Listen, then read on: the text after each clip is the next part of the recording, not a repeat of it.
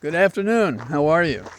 Apparently Thomas Jefferson got our messages, and right now it's about 81 degrees, which as compared to what it's been is a gift from the heavens, from the Greek and Roman gods.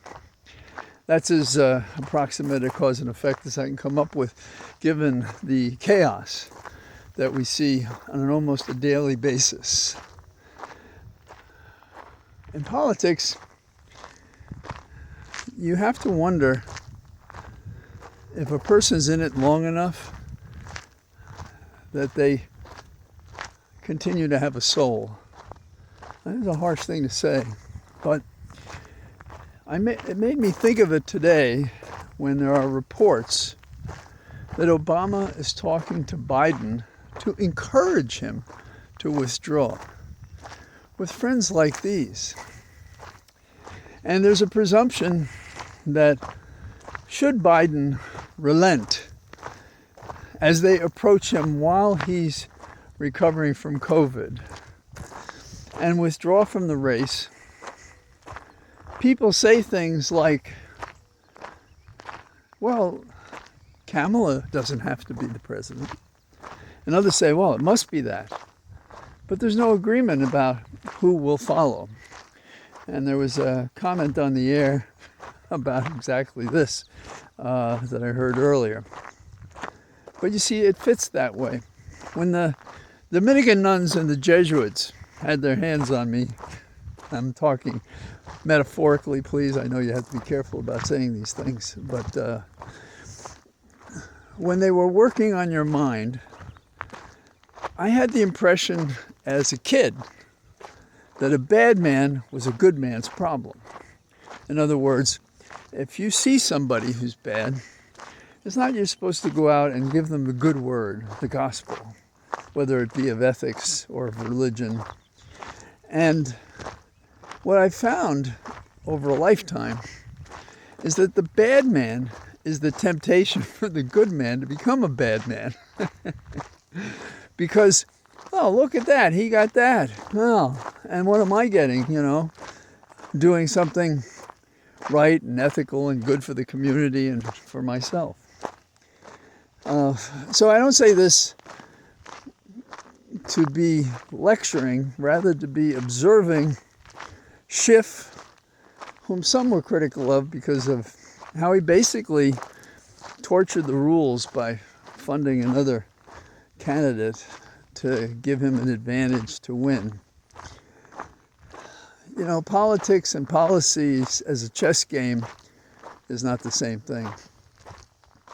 And some of the criticism is, well, could these people who are coming forward be thinking about it being their prize?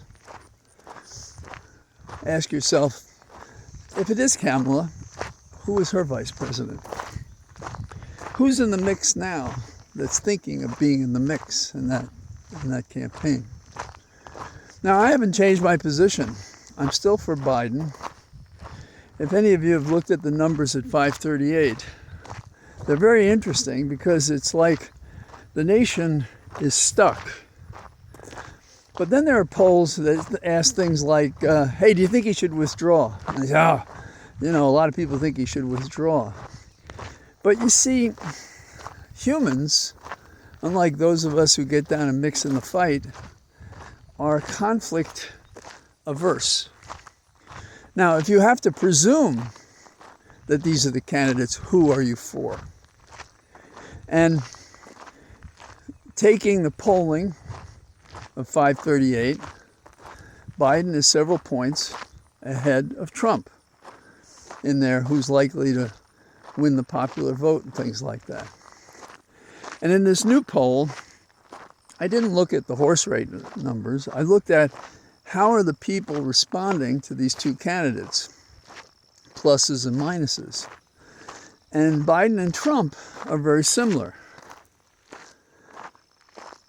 Who is going to be able to make that change? Now, if we're going to switch from Biden to Kamala, some must think, well, if we do that, And they didn't like Biden's policies, despite all the great stuff he did. Aren't we going to need a candidate not tied to what Biden and Kamala did? You see how this gets out of control. I am a person who believes that you look at what people can do. Over my lifetime, as parts of groups or in a leadership position, I've noticed that some people have like a niche, and if you give them the opportunity to do their best in that circumstance, marvelous things happen. In other words, you have to be aware of the gifts of a person. Biden has gifts, and he is still able to serve. And if we would get out of the way and stand with him, that would happen. Now, Biden has the keys to the kingdom. Biden can stand pat. They're going to do the equivalent of like slapping him in the face until he agrees. Put the pressure of those around him to make him do what they want him to do. That's not my kind of politics.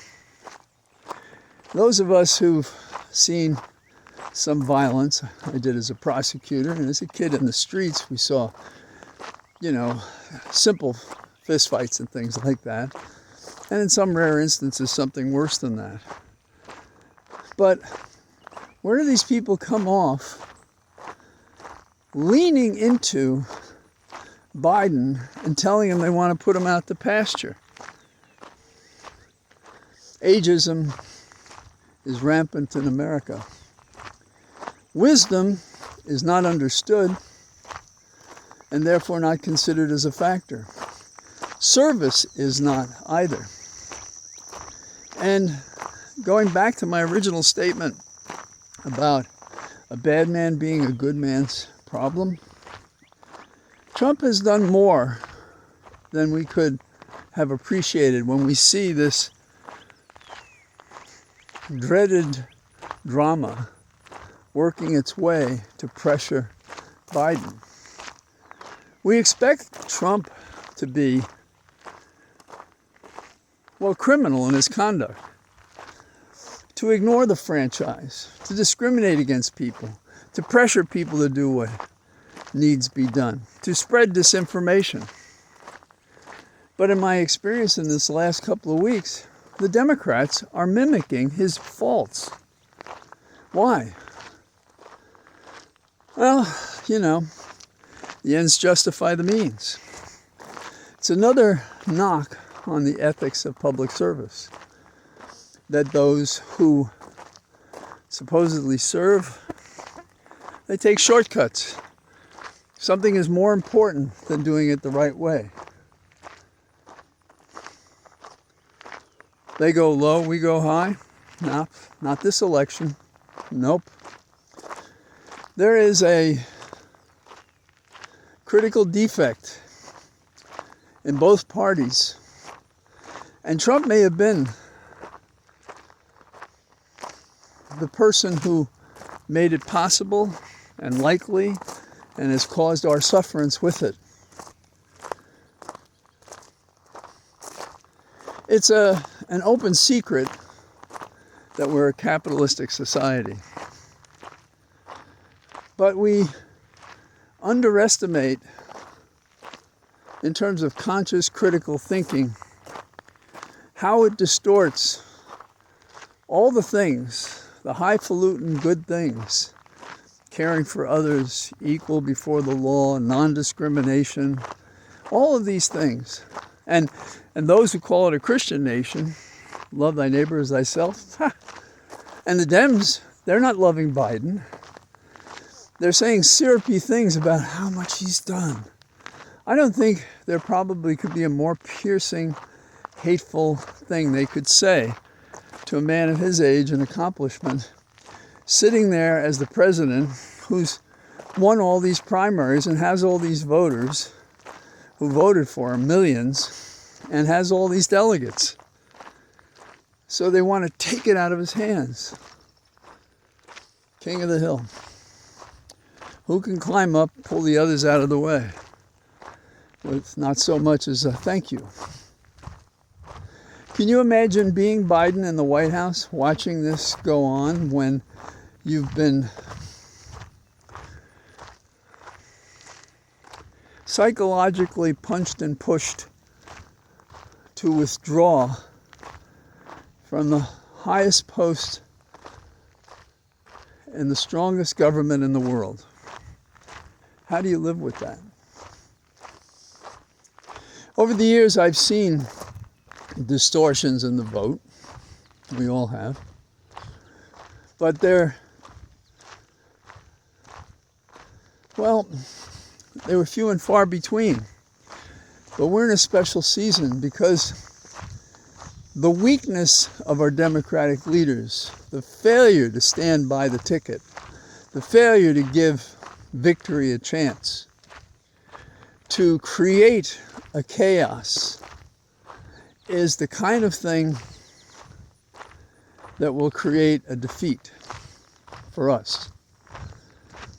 You know, there's the old saw that when you go into a battle, and this is not guns and stuff, though some might like it to be that the plan of war or defense gets thrown out in the first few moments. So, will Biden hold up? That is the suspense in the series that turns day by day. And they're obviously going extra innings. And Morning Joe, a former Republican, is leading the charge, pointing to those people who are urging Biden to step back. Biden's family has been tight with him since his first election to a federal office, and before that. But it was about that time he lost his wife and his children, one or more died. And he thought of doing nothing. And they pulled together and they supported him and they still stand by him. And I think that's why his son, Hunter, was there. In a way, another victim of politics because anybody else wouldn't have been prosecuted for this bullshit. And Biden has stood by the values that are being vacated by people we thought were better. I would have never thought Schiff would do that. And they say things like, well, I'll do whatever he says. Whatever he says is fine. But that's not what they're doing. Because they're constantly asking the question when he's answered it. Do you really mean it? Do you really mean it? Do you really mean it? I was thinking of the history textbook I had. I was torn between knowing the intricacies of some of the things that have happened and the phrases. Are we observing a two-party rape of the democracy? I think we are. And the question is, who's going to stand up and say stop? I think Biden right now, he may be the last man standing to save us from the dictatorship that Trump wants so plainly. You know, it's not enough to say Vance is Trump's Sarah Palin, although I think that's true. And I think he may be worse because he's articulate in a way that I think if he were to debate Harris, he would do poorly because I think she's a good match for him. And I think Biden, on his bad days, but not as bad as the debate that he had already, is better than Trump. And it's because of the intrinsic values of the two men. When I say vote for the good man, not the con man, I think that says everything about the race. And forgive me for repeating this, but several years ago, when the far right was strong, seemed strong in Virginia, people wondered what was going to happen in an election. The polls were against us, by the way. And then on the night of the election, Democrats just swept across the state. And my prediction beforehand was, on some level, the people got it. They knew what was important. They knew what conduct was important. They knew the policies that affected them. But more importantly than all of that was the style of the Republican candidate. The Republican candidate lied. The Republican candidate made accusations that were untrue and proven untrue because they did it early enough. It was a hateful, mean campaign, unsupported by fact, having no policy that they dared talk about for fear they'd be found out and be defeated. The people